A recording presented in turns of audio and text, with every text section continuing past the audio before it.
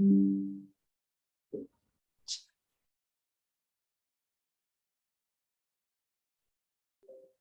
we can start. Yes, please start. जो हमारा topic है, थैंकफुली मुझे मुरली का कंटेंट कम मिला है। अच्छा, ओके। बाबा मुरली में सब कुछ एक्सप्लेन करता ही है, क्लियर होता ही है। ये गुणों पे जब बात होती है तो थोड़ा सा अपना रेफरेंस भी सुनाते हैं तो लंबा चल जाता है, तो इसलिए थैंकफुली इस पर कंटेंट करेक्ट है। ओम शांति। पहले हम आज का जो कंटेंट है हमारा, वो नम्रता का गुण है। तो हम 1 मिनट के लिए सभी, जो भी हाथ में हो या जो भी हो, थोड़ा फ्री होके सिर्फ अपने आप को इवैल्यूएट करेंगे कि मैं अपने आप को नम्रता के गुण में कितना पास मानता हूँ। पास या फेल नहीं, कितना पास।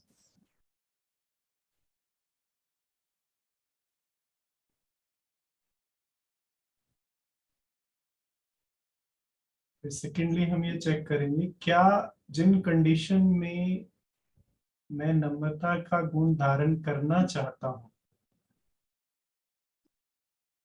कर नहीं पाता हूं, तो करना तो चाहता हूं या नहीं चाहता हूं, पहले तो ये समझेंगे। तो नम्रता का गुण एक ऐसा गुण है जो आप किसी से भी पूछ लीजिए, वो कहेंगे हाँ होना चाहिए। बाकी गुणों में फिर भी ऐसा होता है कि व्यक्ति कोई ना कोई क्लॉज लगाते हैं। तो अगर हम अपने अंदर डीपली एनालाइज करें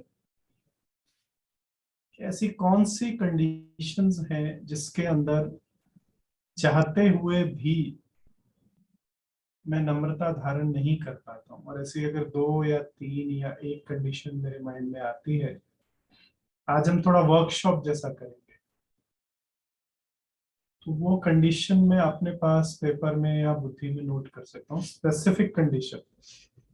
और मेरा लक्ष्य आज ये है कि हम जब तक सेशन पूरा करें तो आपके बुद्धि में उस पर्टिकुलर सिचुएशन का सॉल्यूशन आ चुका हो।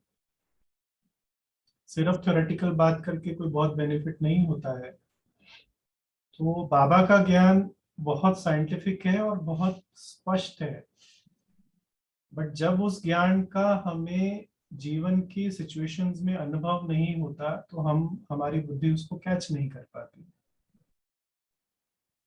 तो सबसे पहले आपने जैसे नोट किया होगा या कर रहे होंगे, कोई 2 या 3 या 1 कंडीशन जहां आप नॉर्मली नम्रता धारण नहीं कर पाते, उसको अपनी बुद्धि में इमर्ज रखिएगा।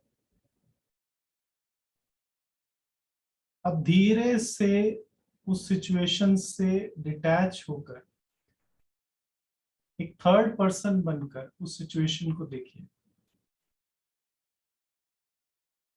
जैसे कोई थर्ड पर्सन उस सिचुएशन को देख रहा है। आप जो भी कर रहे हैं आप उसको एज अ थर्ड पर्सन देख रहे हैं किसी व्यक्ति के साथ।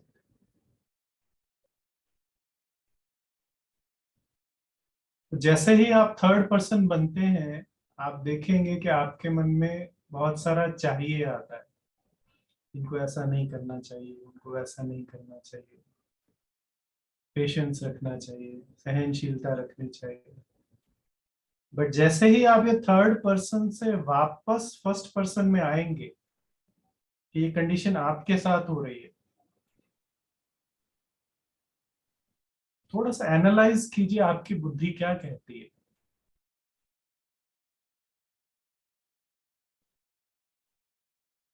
अगर थोड़ा सा साइलेंस में जाकर आप देखेंगे तो कारण अपने आप को छुपाने की कोशिश कर रहा है। किस चीज के पीछे?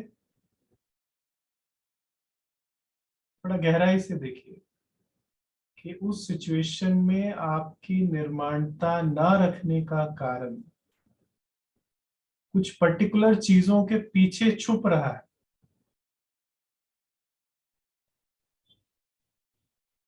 और आप देखेंगे कि वो चीजें क्या है, बहुत सारी मेंटल जस्टिफिकेशंस। ऐसा होना चाहिए, ऐसा हो तो मैं ऐसा करूंगा, ये कब तक चलेगा, कितना सहन करेंगे। मैं आपको एक छोटी सी घटना सुनाता हूँ। मैं चंडीगढ़ में एक यूनिवर्सिटी में एक लेक्चर डिलीवर करने के लिए बुलाया गया। तो वहां पे टाइम मैनेजमेंट की बात हो रही थी और हमने बात किया। तो मैंने कहा कि अगर हम सभी आत्माओं को रिस्पेक्ट देते हैं, हमारे आसपास के लोगों को, तो हमारा बहुत सारा टाइम बच जाता है। तो एक काफी ग्रोन अप सी बहन थी, वो उठ के खड़ी हुई और उन्होंने कहा कि भैया इससे उल्टा होता है कि जब हम लोगों को रिस्पेक्ट देते हैं तो क्या होता है, वो हमारे सिर चढ़ जाते हैं। आजकल रिस्पेक्ट किसी को हजम नहीं होती है। तो मैं थोड़ा मुस्कुराया, मैंने कहा बहन अब आप खड़े तो हुए हैं तो आप फिर 2 मिनट खड़े रहिएगा, मैं आपसे कुछ डिस्कशन करना चाहता हूँ। कहा कीजिए। मैंने कहा अक्सर प्राइवेट में अगर कोई व्यक्ति आपके साथ रिस्पेक्टफुली बात नहीं करे तो आपको कैसा फील होता है? कहते बहुत बुरा फील होता है। मैंने कहा कोई व्यक्ति आपके साथ रिस्पेक्टफुली बात करे तो क्या होता है? कहते बहुत अच्छा फील होता है। मैंने कहा आपका उनके साथ रिलेशनशिप कैसा होता है? कहते बहुत अच्छा होता है। मैंने कहा पब्लिकली कोई आपको डिसरिस्पेक्ट करे तो क्या होता है? कहते बहुत बुरा लगता है, मारने का दिल करता है। मैंने कहा आपको कोई रिस्पेक्ट करे तो आप किसी के सिर चढ़ते हैं? कहते नहीं, मैं तो नहीं चढ़ती हूँ। मैंने कहा जब आप किसी के सिर नहीं चढ़ते तो सामने वाला आपके सिर क्यों चढ़ रहा है? कभी सोचा आपने थोड़ा सा? देखिए, वो आत्मा अपनी जगह गलत नहीं है। फिर हमने थोड़ा और डिस्कशन किया। ह्यूमन थिंकिंग की साइंस क्या है? ह्यूमन थिंकिंग की साइंस ये है कि जो हम मुंह से बोल रहे हैं या जो हम बॉडी से एक्सप्रेस कर रहे हैं, उससे कहीं ज्यादा इंपॉर्टेंट जो हम बुद्धि में चला रहे हैं उसका वाइब्रेशन होता है। अगर आप किसी व्यक्ति को 90% रिस्पेक्ट दे रहे हैं बट आपकी बुद्धि में 10% गड़बड़ है, कोई सेंस ऑफ डिसबिलीफ है, तो सामने वाली आत्मा उस 90% को कम रिसीव करेगी और उस 10% को बहुत अच्छी तरह रिसीव करेगी। तो अगर हमें दूसरों को रिस्पेक्ट देना है तो हमें दूसरों को संपूर्ण रिस्पेक्ट देना है। नम्रता के गुण में हमारी जो डिसबिलीफ क्रिएट होता है वो इसलिए होता है क्योंकि हम कॉशन के नाम पर आत्माओं के प्रति बहुत सारा डिसबिलीफ रखते हैं और वो वाइब्रेशन सामने वाली आत्मा कैच कर लेती है और उस वाइब्रेशन की नेगेटिविटी के कारण सामने वाली आत्मा अपनी नेगेटिविटी को इंपोज करती है, जिसको आप सिर चढ़ना कहते हैं। एक्चुअली हमारा ही डिसबिलीफ जो था वो सामने वाले के डिसबिलीफ को जनरेट करता है। ये एक स्टेज है। दूसरी स्टेज मैंने ये डिस्कस की कि कहीं हम किसी को रिस्पेक्ट दे रहे हैं बट हम ज्ञानी होने के बावजूद ये कंसिडर नहीं करते कि मेरा उस आत्मा के साथ हिसाब किताब है। अक्सर हम जब किसी को रिस्पेक्ट देते हैं, मान लीजिए कोई व्यक्ति आपके साथ 15-20 साल से बुरा बोल रहा है और वो आज आके आपके साथ रिस्पेक्टफुली बात करता है, आपके मन में फर्स्ट थॉट क्या आएगा? फर्स्ट थॉट क्या आएगा जी? What happened? और क्या आएगा? बहुत जेन्युइनली रिस्पेक्ट आपके मन में क्या आएगा? जरूर कोई मतलब होगा इसे। और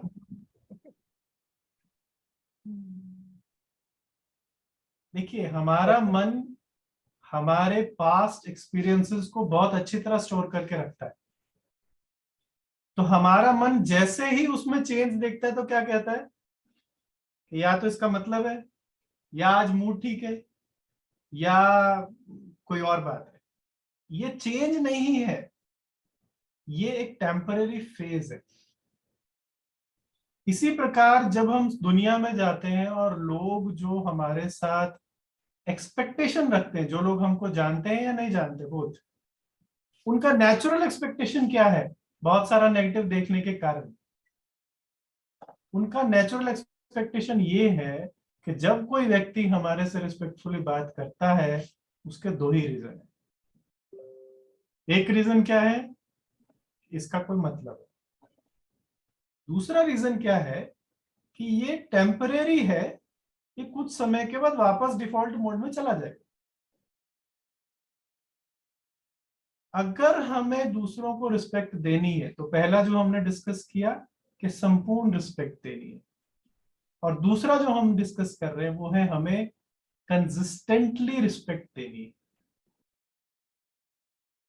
जब कोई आत्मा हमारे साथ व्यवहार में आते हुए लगातार हमसे एक कंसिस्टेंट बिहेवियर मिलता है उसको, तब उसका निश्चय हमारे व्यवहार में बैठता है। अगर हम 50 बार 60 बार 100 बार किसी के साथ अच्छा चले, बट 2 या 3 कंडीशन में भी हमने कुछ गड़बड़ किया, तो सामने वाला उन 50-60 को याद नहीं रख पाएगा, वो किसको याद रख पाएगा? ठीक है, तो ये नम्रता के गुण का दूसरा है। तीसरा और इंपॉर्टेंट चीज ये है कि नम्रता का गुण जो है, हम मुरली में से भी रेफर करेंगे, नम्रता का गुण जो है वो धारणा का गुण नहीं है, वो ज्ञान का गुण है। 2 प्रकार के गुण होते हैं। एक होता है धारणा का गुण जैसे कि सहनशीलता। सहनशीलता हमें रखनी है, ये समझ में आ गया, उसके बाद हमें उसमें दृढ़ रहना होता। बट नम्रता आप जबरदस्ती नहीं ला सकते, नम्रता आप दृढ़ता के द्वारा नहीं ला सकते। तीसरा रीजन नम्रता ना रखने का क्या है, या नम्रता ना धारण कर पाने का क्या है? देखिए, जैसे आपके पास एक ताला है, आपके घर पे ताला लगा हुआ है और आपको अंदर जाना है, ठीक है, और आपकी चाबी आपको मिल नहीं रही है, आप क्या करेंगे? क्या करेंगे आप बताइए? ताला तोड़ के दरवाजा खोल के हमारे जीवन की हर सिचुएशन एक लॉक है। जब हमें उस सिचुएशन का सॉल्यूशन हमारी बुद्धि अनुसार नहीं मिलता, तब हम उस सिचुएशन को तोड़ने की कोशिश करते हैं। हम कहते हैं ये प्यार से होने वाला काम नहीं है। जब हमें उस सिचुएशन का सॉल्यूशन ज्ञान युक्त मिल जाता है अनुभव में, तब आत्मा को नम्रता ना धारण करने का कोई रीजन फील नहीं होता है। जैसे कि मान लीजिए आपको सेवा में कहीं पर निमित्त बनाया गया कि आपको ये सेवा करनी है, और आपने बहुत निर्माणता से सेवा करनी स्टार्ट कर दी। अब उस सेवा में कुछ गड़बड़ होनी स्टार्ट हो गई, और निमित्त होने के कारण जो आपके निमित्त है, जिन्होंने आपको वो सेवा दी थी, उन्होंने आपको थोड़ा डांट दिया। अब नेक्स्ट टाइम आपके मन में क्या आएगा? ज्ञान ज्ञान तो कहता है शायद उन्होंने मुझे कुछ समझा ही नहीं, तो मुझे अपने आप को नहीं समझ बदलना, लिया अपने आप को नहीं उन्होंने, खराब करना। मान लीजिए समझ कर भी ना समझ बने तो? निमित्त भाव भूल जाता है इंसान। निमित्त भाव भूल जाता है, और हम अगली बार जिम्मेवारी लेने से पहले 4 बार सोचेंगे, या फिर हम सेवा में बहुत एग्रेसिव हो जाते हैं। छोटी से छोटी गलती जो ड्रामा अनुसार होनी भी है, वो भी नहीं होने देते। हम लोगों के साथ बहुत रफ हो जाते हैं, हम बहुत कंट्रोलिंग हो जाते हैं। क्यों? क्योंकि ड्रामा की एक नोंद ज्ञान अनुसार कि जहां जहां कर्म बंधन बाकी है, वो ड्रामा में कर्मों से ही चुकतू होना है, और उसे चुप करके सहन करके रिवर्ट बैक नहीं करना। सेवा में जाएंगे, ना चाहते हुए भी सिचुएशंस आएंगी, और निंदा स्तुति मान अपमान सब कुछ सहन करके ही हम पेपर्स में पास होंगे। जैसे ही मेरी बुद्धि में ये वाला ज्ञान आता है, मेरे इंटरनल सेल्फ जो है वो एग्रेशन छोड़ देती है, जैसे मैं आपको 1-2 दिन पहले की बात समझाता हूँ, जिससे आपको ये बात और क्लियर होगी। एक सिचुएशन थी जिसके अंदर किसी भाई ने किसी बात के लिए मेरे को थोड़ा कुछ ऊपर नीचे बोला। तो मेरे मन में क्या चल रहा है मैं आपसे शेयर कर रहा हूँ। मेरे मन में ये चल रहा है कि अच्छा चलो बोल दिया, कोई बात नहीं, मैं माफ कर देता हूँ। बाबा की मुरली में 3 दिन पहले वरदान आया, क्षमा भाव से एग्जाम्पल स्वरूप बोला। मैंने कहा ठीक है बाबा, माफ कर दिया मैंने, कोई बात नहीं। ये सिचुएशन आगे से नहीं हो तो क्या करें? चलो आज का पीछे का माफ कर दिया चलेगा, बुद्धि सॉल्यूशन ढूंढती है। आगे फ्यूचर में ये सिचुएशन फिर होने की संभावना है, उसका क्या किया जाए? तो पुराने संस्कारों अनुसार मेरी बुद्धि क्या देती है, नहीं आपको थोड़ा नाराज होना पड़ेगा। जब तक आप नाराज नहीं होंगे आपकी कोई वैल्यू नहीं समझी जाएगी। ये हमारा, ये दृढ़ता का सब्जेक्ट नहीं है। हम नम्रता में दृढ़ता लगानी शुरू कर देते हैं। ये दृढ़ता का सब्जेक्ट नहीं है, समझ का सब्जेक्ट है, अंडरस्टैंडिंग का सब्जेक्ट है। तो बाबा की एक मुरली बाय चांस मेरे सामने आई जिसमें बाबा ने कहा किसी को भी किसी भी गलती रियलाइज करने का एक ही साधन है, और वो साधन ये है कि तुम उस गलती को भूल जाओ। तुम शुद्ध स्नेह उस आत्मा को दो। जितना तुम नाराज होके या किसी भी तरीके से उसको गलती एहसास करवाएंगे, उतना सामने वाली आत्मा का वो वाला अवगुण पक्का होता जाएगा। जितना आप शुद्ध स्नेह से उसको माफ करेंगे, उतना उसको रियलाइजेशन आएगी, उसको अंदर से समझ आएगी, और तब आत्मा उस अवगुण को छोड़ेगी। अगर आप फोर्स यूज करेंगे तो वो आत्मा उस अवगुण को और जोर से पकड़ लेगी।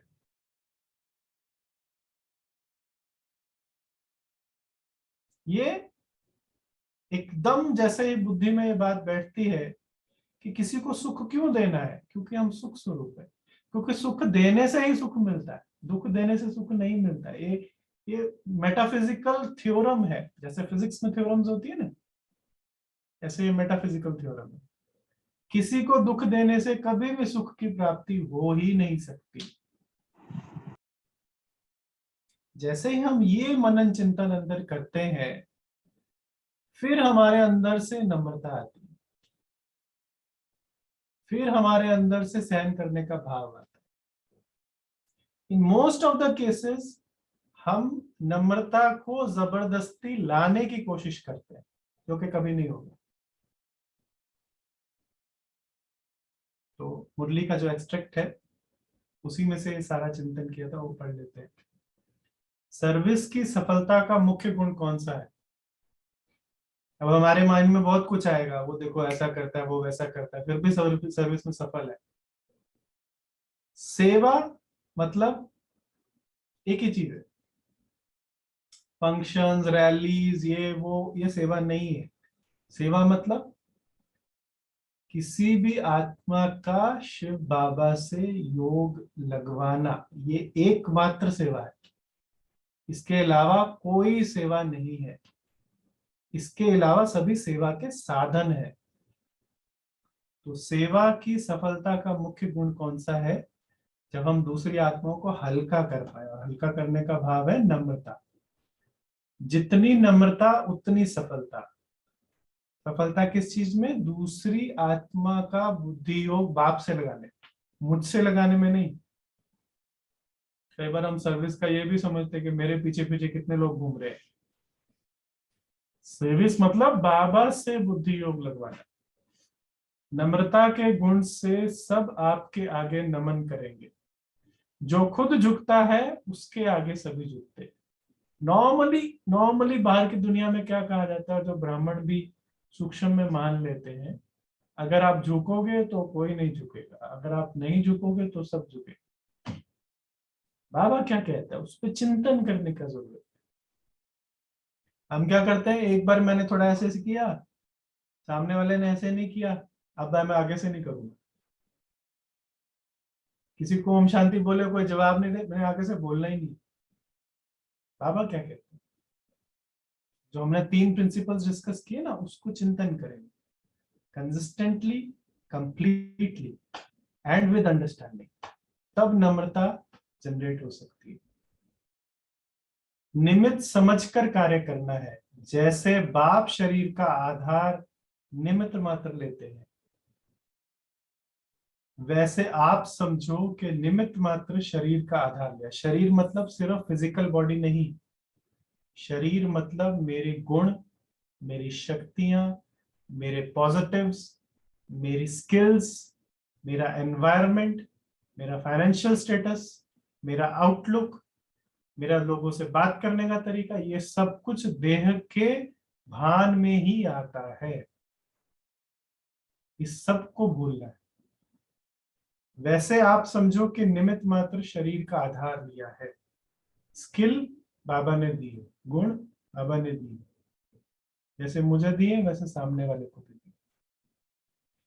एक तो शरीर को निमित्त मात्र समझना है और दूसरा सर्विस में अपने को निमित्त समझना है। सर्विस में निमित्त का मतलब क्या होता है? सर्विस में निमित्त का मतलब होता है, निमित्त का मतलब अगर हम नॉर्मल भाषा में समझे तो किसी कंपनी में एक सीईओ होता है, एग्जीक्यूटिव ऑफिसर, और एक मैनेजर होता है। सीईओ की कैपिटल होती है, सारी चीज उसकी खुद की होती है। मैनेजर को इंस्ट्रक्शंस मिलती हैं, वो इंस्ट्रक्शंस के अनुसार कार्य करता है। जब हम सेवा करने जाते हैं और हम बाबा की बताई हुई विधियों को यूज करने की बजाय दूसरी किसी विधि को अप्लाई करना स्टार्ट करते हैं, जिससे फिजिकली या विजिबली सेवा की वृद्धि होनी दिखाई देती है, बट वो विधि बाबा की रिकमेंडेशन के अनुरूप नहीं है, तो वो निमित्त भाव नहीं है। अगर हम समझते हैं कि बाबा ने तो ना किया है बट इससे सेवा बढ़ रही है, तो आगे जाके ये चीज कितना बड़ा प्रॉब्लम क्रिएट करेगी, ये ड्रामा के अंदर हम सब देख चुके हैं और देखते रहे। सेवा करना निमित्त मतलब जिस विधि से, जिस भावना से, जिस तरीके से बाबा सेवा करने के लिए बोलता है, उसी विधि और उन्हीं टूल्स को यूज करके सेवा करना। कभी भी किसी आत्मा को नीचा दिखाने का भाव, कभी भी किसी आत्मा को रिजेक्ट करने का भाव हमारे मन में नहीं आए, या दुख देने का टेम्पररी भाव भी हमारे मन में नहीं है। करेक्शन देने वक्त भी हमारी भावना जो है शुद्ध होनी चाहिए। यह है निमित्त पना। हम निमित्त पने का मतलब पता क्या समझते हैं? बाबा ने मुझे एक टास्क दिया है, मुझे वो पूरा करना है, कैसे भी करके मुझे वो रिजल्ट निकाल के बड़ों को दिखाना है। हम निमित्त का मतलब ये समझते हैं। बाबा ने हमें कोई सेवा दी जिसमें उसको पता है ड्रामा अनुसार एक्सटर्नली फेलियर होने वाला है, बट इंटरनली लंबा समय के लिए बीज डलने वाला है, तो हमें भी वो एक्सटर्नल फेलियर एक्सेप्ट करना है, ना कि हम दूसरे दूसरे तरीके यूज करके उस फेलियर को अवॉइड करने की कोशिश करें। विधि वही यूज करना है जो बाबा ने बोला। बाबा ने कहा तब नम्रता आएगी, फिर देखो सफलता आपके आगे चलेगी। जैसे बाप दादा टेम्परेरी देह में आते हैं, रोल में आते हैं, आप टेम्परेरी देह को रिप्लेस कीजिए रोल से। आपको किचन में बोला खाना बनाओ, आपने खाना बनाया, खाना बना के दिया। अब आपको बोला कि जाके झाड़ू लगाओ, अब आपको बोला जाके लेक्चर करो। जो रोल दिया वो कर लिया। ऐसा नहीं कि मैं इसी रोल में कंफर्टेबल। बाप दादा की देह में अटैचमेंट होती है क्या? आधार समझने से अधीन नहीं होंगे। मेरे को मेरी प्रोग्रेस जिन चीजों में फील होती है वो मेरा आधार बन जाता है। बाबा को मेरी प्रोग्रेस जिस चीज में फील होती है वो मुझे मुक्त करता है। और बाबा के अलावा सबसे बड़ा फ्रेंड मेरा कौन है? Which is my second best friend. हम खुद अपने खुद के उससे अंदर पहले एक और भी है, हमारा सेकंड बेस्ट फ्रेंड कौन है? My own mind. यस। और हमारा एक बहुत अच्छा फ्रेंड है जो हमारे हमेशा हमारा हमारे ध्यान रखता बाबा जो हमें क्रिटिसाइज बुद्धि। करते हैं भाई जी। है। वो भी हमारे फ्रेंड्स है, उससे भी एक बहुत अच्छा फ्रेंड है और वो है हमारी आत्मा दीदी प्रेम हमारी भाई हमारी स्थिति, प्रेम की यस, आपकी स्थिति भी हमारी आपका फ्रेंड है। भाई हमारा मन। भाई जी हमारी परिस्थिति, हमारी आत्मा ही सबसे बड़ी चीज है। बहुत अच्छा। वही हमारी फ्रेंड है। जी, हमारे तीन मेरा फ्रेंड्स हैं। मन। हमारे तीन फ्रेंड्स हैं। वो तीन जो फ्रेंड्स हमारा कौन से हैं? भाई टीम साहब, बिल्कुल। जो हमारा कर्म किया हुआ कर्म है, जी, शुद्ध कर्म। उसमें आते हैं। सबसे पहला हमारा बेस्ट फ्रेंड कौन है? शिव बाबा। सेकंड बेस्ट फ्रेंड कौन है हमारा? ड्रामा। ड्रामा हमारा हमारे से भी अच्छा फ्रेंड है, क्योंकि किसी सिचुएशन में हम खुद नहीं समझते कि हमारे लिए अच्छा या बुरा क्या है, बट ड्रामा हमेशा हमारे लिए कल्याण निकाल के लाता है। तो किसी सिचुएशन में अगर हमें लगता भी है कि कुछ गलत हो रहा है, तो बाबा ने क्या कहा है? सदा कल्याण समझो। तो हमारा हमारे से भी अच्छा फ्रेंड ड्रामा है, और वो हमेशा हमारा कल्याण करने के लिए हमारे साथ चलता है। तो इसीलिए ये याद रखेंगे तो सिचुएशन के अधीन नहीं आएंगे। मैंने अपना बेस्ट किया, ड्रामा में जो हो रहा है वो बेस्ट है। ओम शांति। बस अभी देह के अधीन होते हो, फिर देह को अधीन करेंगे।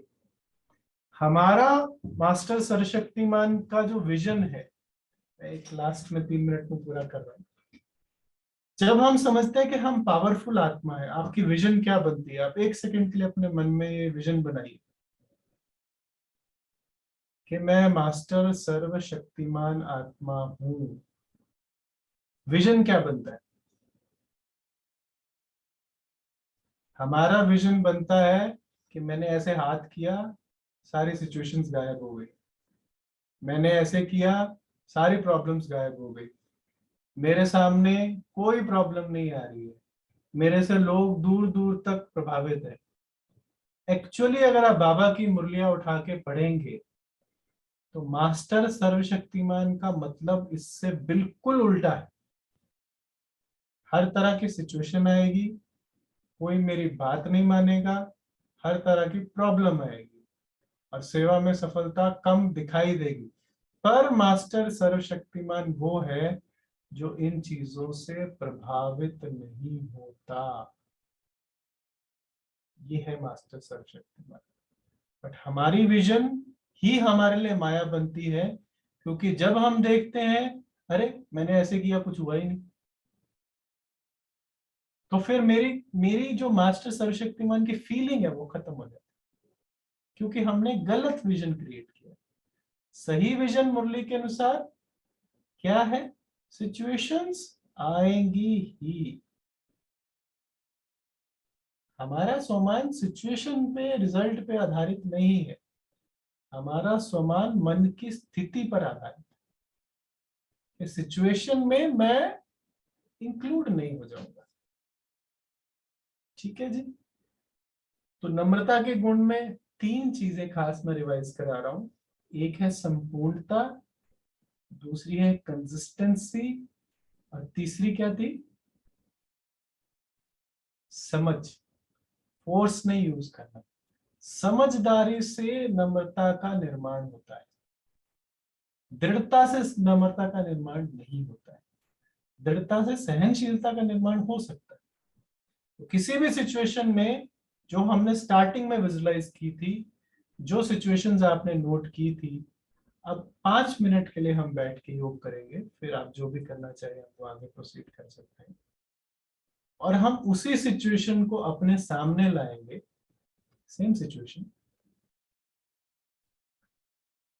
और हम एनालाइज करेंगे कि इन 3 प्रिंसिपल्स के अलावा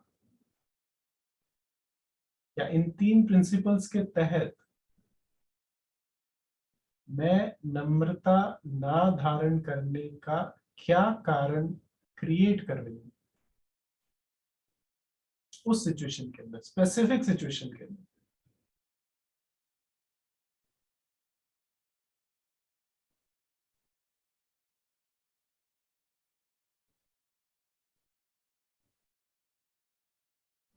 और आपके मन में जो भी जस्टिफिकेशंस आती हैं उसको बाबा के सामने रखें, उसको बाबा के ज्ञान से जो कि अटल है, दुख से सुख की प्राप्ति नहीं होती, नफरत से प्रेम की प्राप्ति नहीं होती, बाबा का अटल ज्ञान, उससे कंपेयर करें।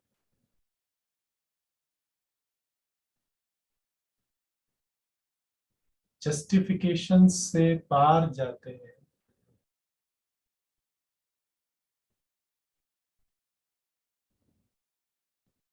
अब अपने आप को उस सिचुएशन में नम्रता का गुण धारण किए हुए, नम्रता का कवच धारण किए हुए, अब आप सिचुएशन को कैसे हैंडल कर रहे हैं।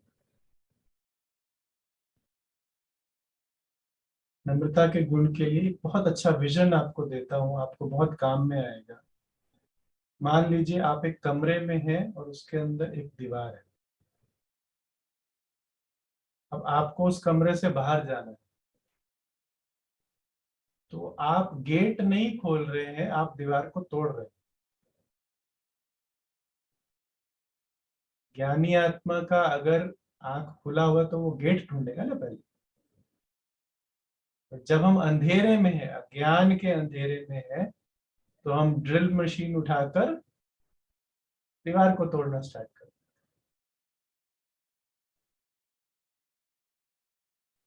तो अपने आप को उस सिचुएशन के कमरे में फील करें और दरवाजा ढूंढें, ज्ञान की प्रकाश में उस दरवाजे को ढूंढें।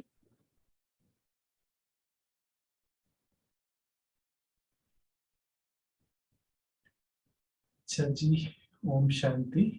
प्रश्न हो तो कर सकते हैं, नहीं तो पूरा करेंगे। सौरभ भाई ji, I have a question here. जैसे आपने बोला सिचुएशन, इस सिचुएशन में आपका नम्रता का गुण जो है वो गायब हो जाता है।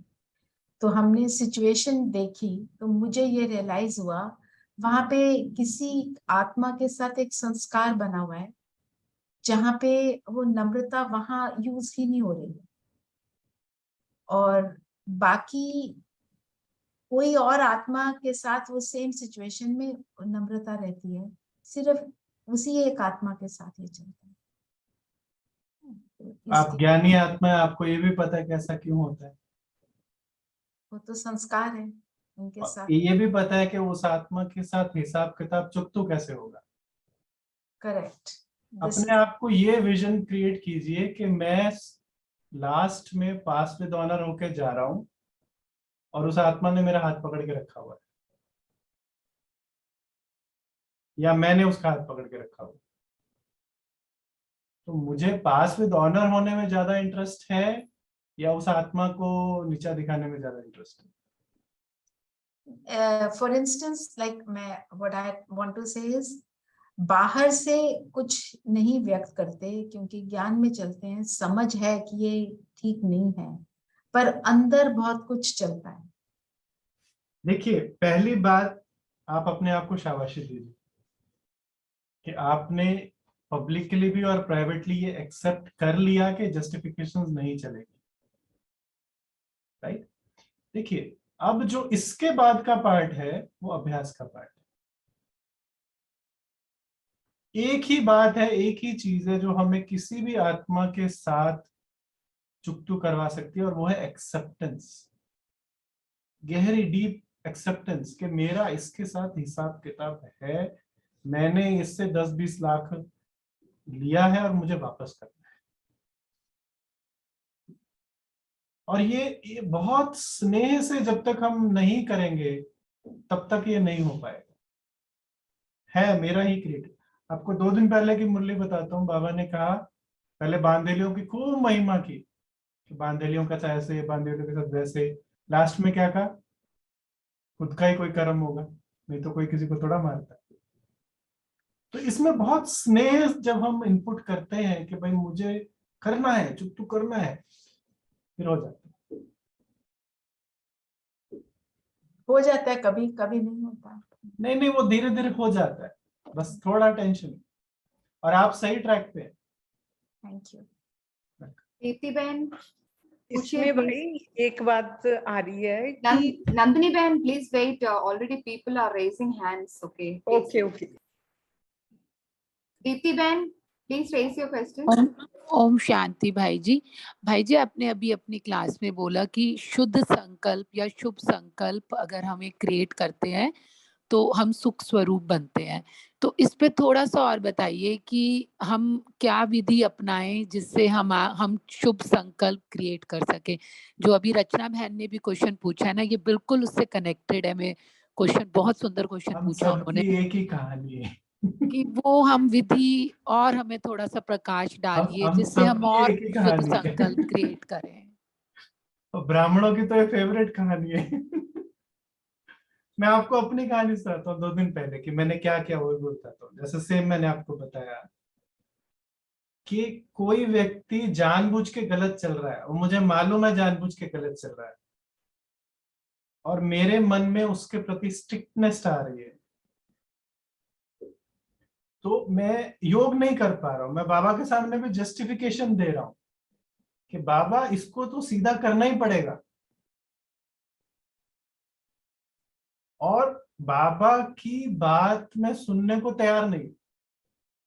बट थोड़ी थोड़ी देर बाद बाबा जैसे पुचकार के प्यार से वापस बुलाते हैं ना, बच्चे सुख देने से सुख मिलता है। आपको कोई सुख नहीं दे रहा तो आप सुख की क्रिएशन करो, रचना करो, उस आत्मा के प्रति सुख देने का भाव जनरेट करो। क्यों जनरेट करो? क्योंकि आप पूर्वज आत्मा हो, वो नहीं है। बाबा की बताई हुई श्रीमत को फॉलो मुझे करना है, रचना मुझे करनी है। तो मैं अपने विचारों को मोड़ कैसे रहा हूं? अपने आप को यही कमांड दे रहा हूं, नहीं मैं सुख स्वरूप आत्मा हूं, मुझे सुख देना है। बाबा कहता है तुम मुक्ति, जीवन मुक्ति मेरी श्रीमत पर चल के प्राप्त करते हो, अपनी श्रीमत पर चलने से नहीं करते हो। ये कमांड्स मैं अपने आप को दे रहा हूं। उस आत्मा की कर्म का जो वाइब्रेशन मेरी बुद्धि में कैच हुआ है, उसको खत्म करने का काम यह विचार करते हैं कि नहीं, मुझे रिवर्ट बैक नहीं करना है, मुझे हर हालत में सुख देना है, मुझे हर हालत में प्रेम देना है। बाबा के सामने मुझे ऊंचा बनना है, बाकी सबके सामने ऊंचा बने नहीं बने। ऐसे ऐसे कमांड्स अपने आप को देंगे, तब हम दूसरों के प्रति शुभ भावना। अच्छा, एक और बात, जब आप दूसरों के प्रति शुभ भावना क्रिएट करते हैं, अब आपने एक बार की, फिर 2 बार की, फिर तीसरी बार की, फिर चौथी बार क्या होता है? बहुत हो गया, यही करते रहेंगे। हमारी एक्सपेक्टेशन, मैंने जो पहले 3 प्रिंसिपल्स बताए, हमारी एक्सपेक्टेशन कंसिस्टेंसी से होनी चाहिए, 1 या 2 या 3 बार से नहीं। हमें देखना ही छोड़ देना कि सामने वाला क्या कर रहा है। शक्तिशाली आत्मा कौन है? हम में, राइट। और मैं आप बताऊं, परसों बाबा ने बोला कि महाराजा कौन बनेंगे, कैसे पता कर सकते हैं कि आप महाराजा बनेंगे?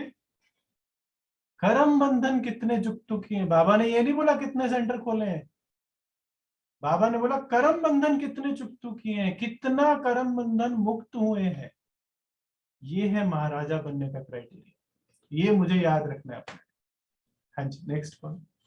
पूनम बहन ओम शांति भाई जी, मेरा क्वेश्चन आपने ही ले लिया कि जो आपने बोला कि सामने वाली आत्मा अगर जानबूझ के कर रही है, ठीक, और मैं भी शुभभावना देते देते थक गई हूँ, तो मतलब अब बस हो गया, तो कभी तो मेरा भी जो इस नम्रता का बांध टूटेगा ना, जबकि मैं कंट्रोल कर रही हूँ।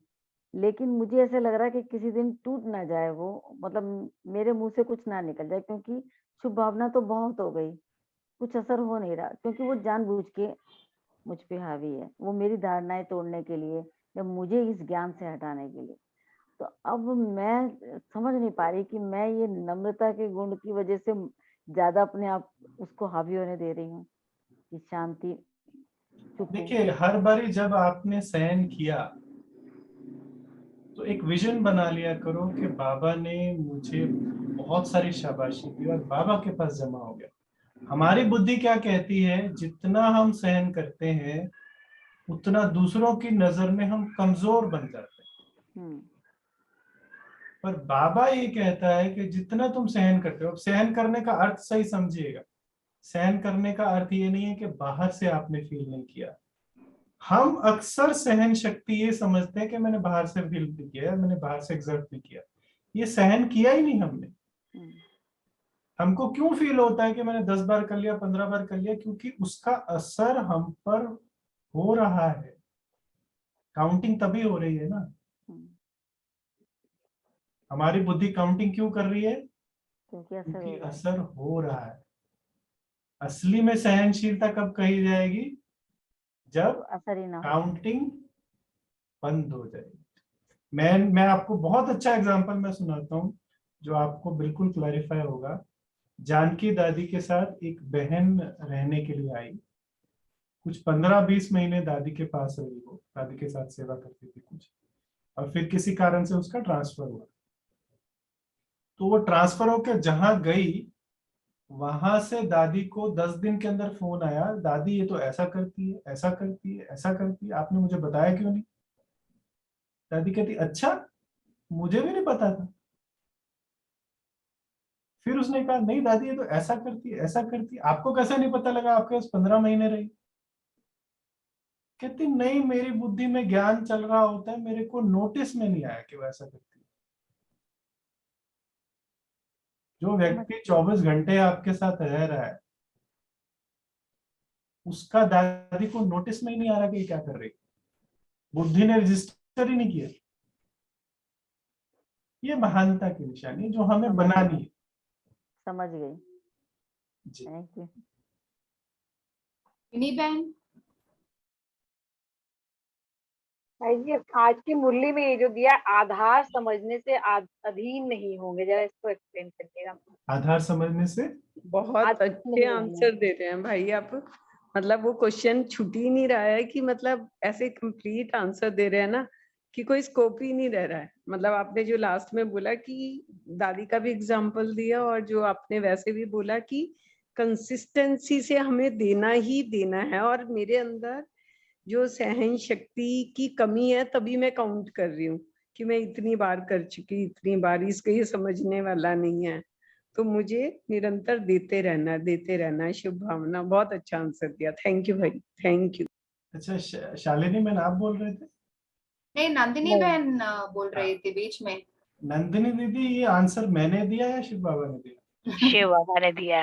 बस ये याद रखिएगा। बिल्कुल। हाँ जी मेरी बहन बताइए।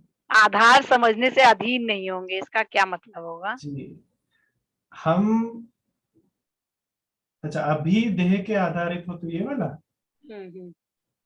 हाँ, बाप दादा की देह में अटैचमेंट होती है क्या? आधार समझने से अधीन नहीं होंगे। जैसे मान लीजिए आप एक गाड़ी से, टैक्सी से यहाँ से एयरपोर्ट जाते हैं और वो टैक्सी की सीट फटी हुई है। आप क्या कहेंगे? एयरपोर्ट तक जाना है, मैंने क्या लेना है? राइट? अब वो सीट भी फटी हुई है, पेंट भी उतर रहा है, आप उसको 5 रुपए कम दे देंगे, 50 रुपए कम दे देंगे, बट उसके आगे तो नहीं बोलेंगे भाई उसको ठीक कराओ। आप क्या कहेंगे? भाई वहां तक जाना है, वो गाड़ी में चले गए, बस बात खत्म, ओम शांति। आधार ये होता है, वहां तक जाना है, घबाड़ा दिया, बात खत्म। रामवंश भाई पूछिए आपका क्वेश्चन। रामवंश भाई।